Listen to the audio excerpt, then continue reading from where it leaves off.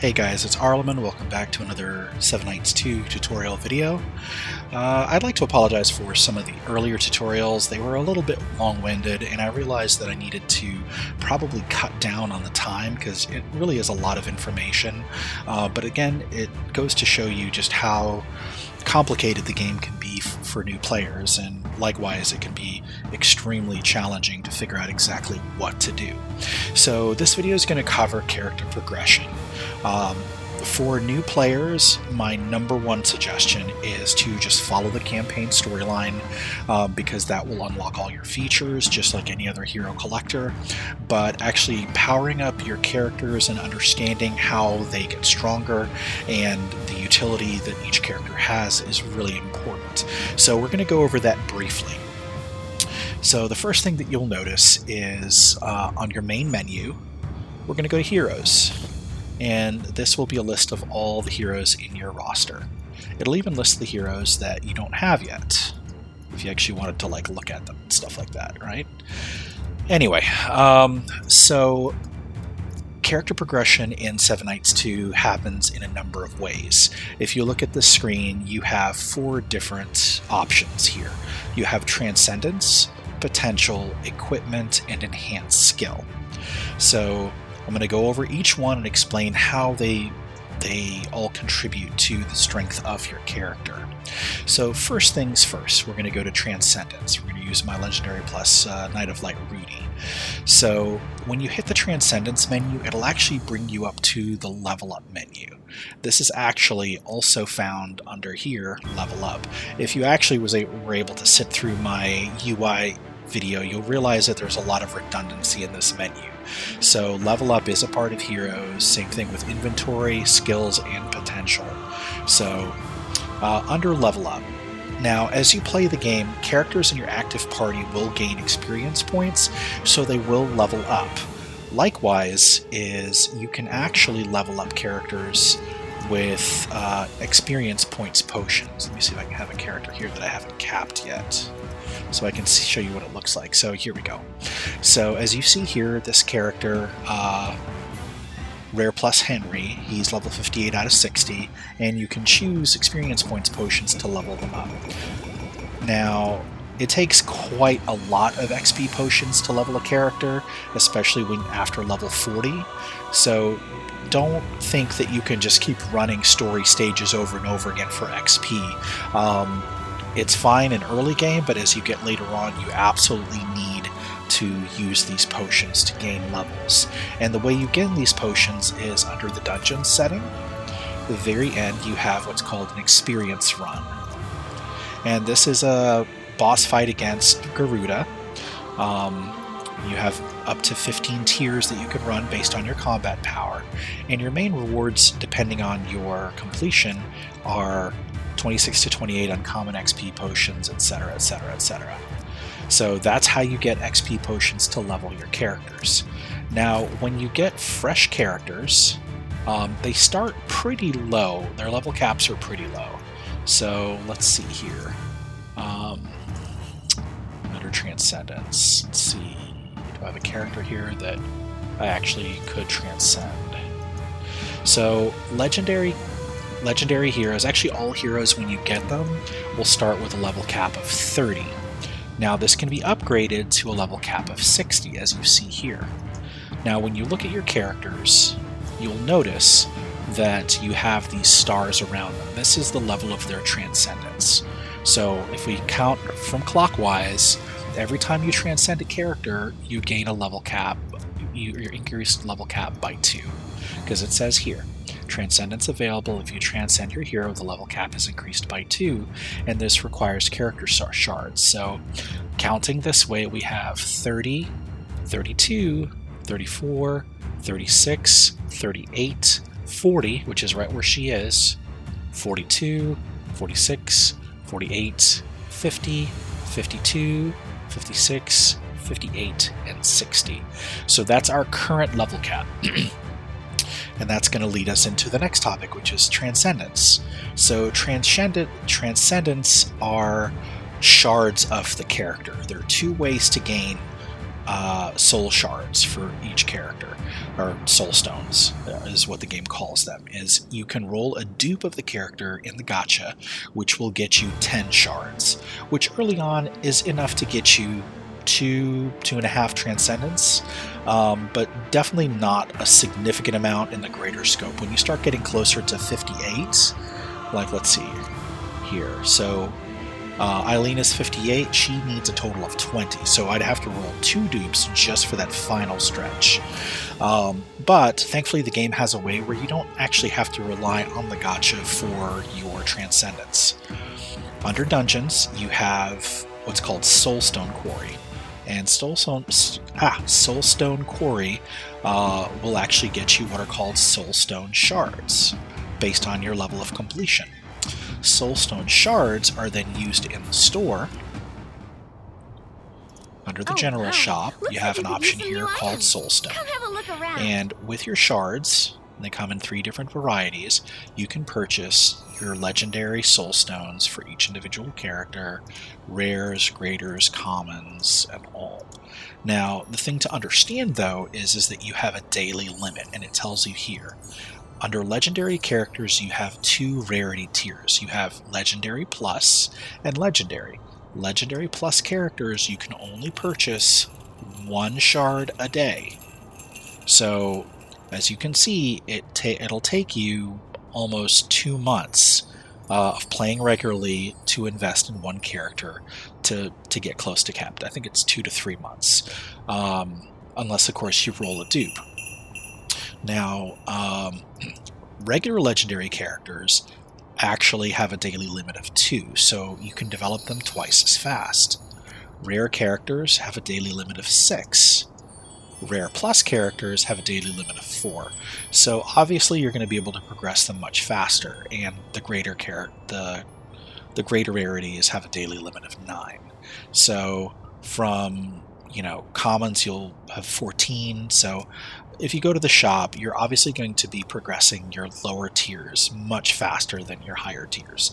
It's important for free-to-play players to understand is that while you might get a legendary character in the gacha, it is a significant time investment to get them where they need to be for a lot of the content. Eventually, they will by far outshine your rare characters, but especially starting out, you really want to focus on getting a stable of rare characters as high as you can, and just work on your legendaries until you have enough in your roster to really make a team. And then we have a new rarity here called Mythic. Mythic does not use Soulstone Shards. These require Essence, and the only way you can get Essence is via rolling in the gacha and getting rare or legendary dupes, and that give you automatically 2 Essence. And you can actually craft 100 of these a week. So, and of course, if you get a dupe, you automatically get 2 soul stones. But mythic characters are significantly slower than legendary. So, but they are worth it because they are incredibly powerful characters. But just realize the stronger the character, the slower the free-to-play progression is going to be. Okay, so going back to the heroes, so we've covered Transcendence to increase your character's level cap, as well as the experience points potions in which to get their levels up.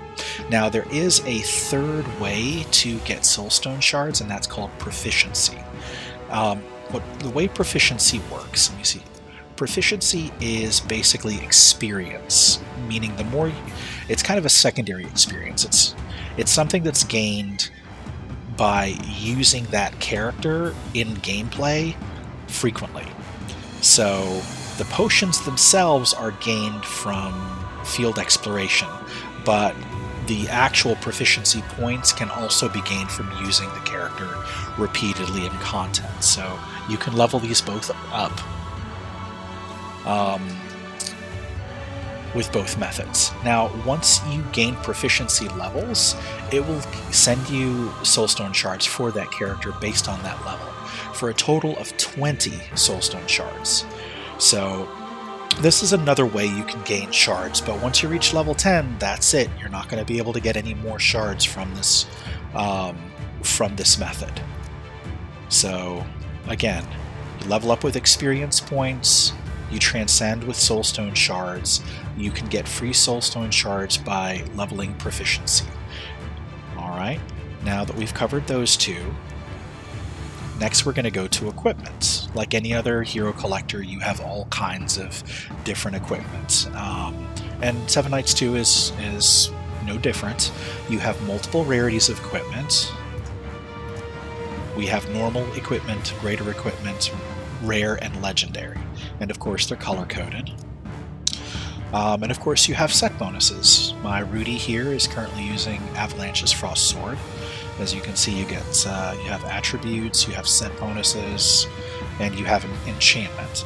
I'm not going to go too far into this because this probably deserves to be its own video on gear progression, but the kind of equipment that you use will significantly increase the ability of your character. Likewise, you'll notice in the bottom left slot you have a belt. This piece of equipment can only be gained by engaging in PvP. So under the arena, under normal, every week, depending on your standing, you will be rewarded with a belt. Let's see, here we go, reward info. Based on your rank, you'll get a huge lump sum of rubies every week, as well as different tiers of belts. Now, of course, you can see these are pretty significant at the higher ranks. I usually hang out around Grand. I've occasionally gotten Superior, but as you can see, they're good flat stats. They are flat percentage increase to base stats as well as PvP stats. Now, if you forget to do PvP, you only have to do 10 a week to maintain your spot. But if you don't do it, when the server resets, that gear slot will be completely empty. You have to complete PvP every week and then click on Obtain Rewards for the belt to be claimed and placed in the inventory slot for all of your characters. Alright, with that out of the way. So next we have skill. This is one of the easiest straightforward things about character progression in Seven Knights 2, is that it doesn't take any esoteric materials, no skill books, none of that mumbo jumbo. Basically all you got to do is level your character. It says here, required level and gold, and that's it. Now characters start at level 30, or with a level cap of 30, and then every 5 levels you can increase all of their skills by 1, up to a total of skill level 13. Now, it will actually show you what the stats are for skill level up to level 20, but our level cap is not that high yet. But while we're in the skills menu, this is also where you should look at what the actual characters do. This is going to be really important when you start putting together team compositions, because there are a lot of fights that have specific elemental or ailment attacks, and you need to understand which characters are able to protect yourself or protect your party against those attacks. Likewise, we have what are called suppression skills, and suppression skills are, as you see here, suppressor imprisonment. Certain bosses have super moves that can be blocked by the ultimate skills of different characters.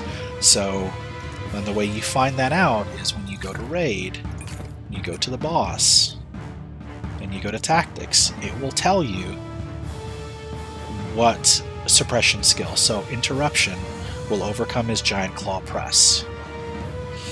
So when these bosses use those skills, it will actually, your character will automatically have the skill highlighted. You do have to still engage and press the skill to interrupt the boss's ultimate. But again, that's a topic for another video. Then we have what's called potential. Potential is using the resource dungeon for elixirs. We'll give you give you different tiers of elixirs, and these allow you to purchase permanent upgrades to the 3 base stats of your character: attack, defense, and HP. So, and those resources are found in the elixir refinery. And of course, your rewards will be a certain amount of rare elixirs or legendary elixirs. So there is a trick to how you should do potential because of the system known as Codex. Codex is actually a collection of all the heroes and equipment and enchantments that you have gained. However, Codex serves a secondary purpose, is that the more of the Codex you complete, the more buffs that you get, passive buffs for your characters. So, one of the buffs is actually gained every 9 levels of potential. So, as you may notice, a lot of my characters have been progressed in multiples of 3. All right, so 3 across, 6 across, 9 across. So every 9 points, you get additional passive buffs from your Codex. So when you start doing this, you generally want to do them in multiples of 3. So usually I never spend these until I have enough to do 3 to 9 points. So other features we have are Divinity and Mastery. These are, again, passive buffs for your entire party. Except these are not character specific, this is for the entire group, and there's a little bit of an RNG on these depending on how high your levels are, and these require runes, which are obtained in the rune dungeon. Okay, Mastery is another aspect of character progression. This is based on your actual account level, and these are again passive buffs for every single character in your roster.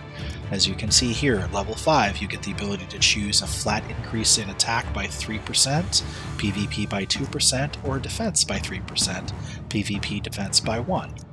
And it goes all the way up to level 190. Now, you don't necessarily have to level all the way to 190 to unlock all of these. You can actually purchase them early, but just realize they cost a significant amount of rubies to unlock. Some guides suggest that when you get to level 40, that you use your rubies to get yourself to level 80. That's kind of going to be, based on your ruby income and what your goals are. But there are you can actually set presets for Mastery depending on what kind of content you're going to do. So definitely take advantage of this feature. That's about it for character progression. I don't want this video going any longer than it already has, but in a quick recap, base leveling of your character is via XP potions. You can raise your level cap by using soulstone shards, which can be purchased in the shop, getting dupes, or fusing, and I'll go over fusing in another video. As well as with proficiency, and proficiency is based on how often you use the character actively, as well as by using proficiency potions gained in field exploration. And then of course you have equipment, which is going to have to be its own guide in itself. Equipment drops from dungeons and can drop from field exploration, and of course enhancing your skills, which just costs a little bit of gold, and you can enhance skills every 5 levels the character gains. Alright, and that's it for my base progression video. I hope it was helpful. Until next time.